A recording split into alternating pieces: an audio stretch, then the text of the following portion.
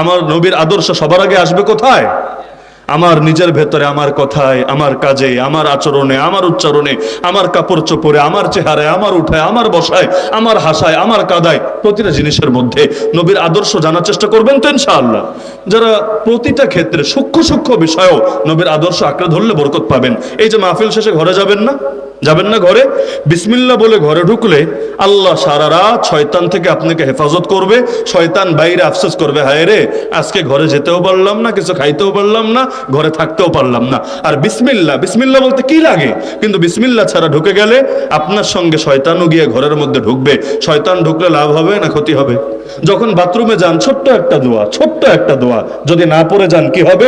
নবী বলেছেন এই বাথরুমগুলো হলো শয়তানের আড্ডাখানা, শয়তানের উপস্থিত হওয়ার জায়গা।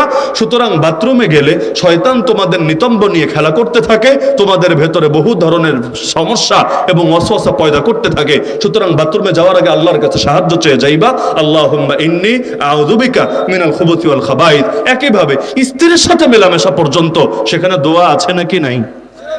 আছে নাকি নাই? ছোট্ট একটা দোয়া, যেটা অনেকে শেখেও না, অনেকে জীবনে একটা বারও পড়ে না। এখানে এমন মানুষও থাকতে পারেন বয়স মোটামুটি শেষ হয়ে গিয়েছে, জীবনে একবারও হয়তো এই দোয়া পড়া হয় নাই, অথচ দোয়ার অর্থের দিকে তাকালেই বুঝবেন দোয়াটা কত জরুরি।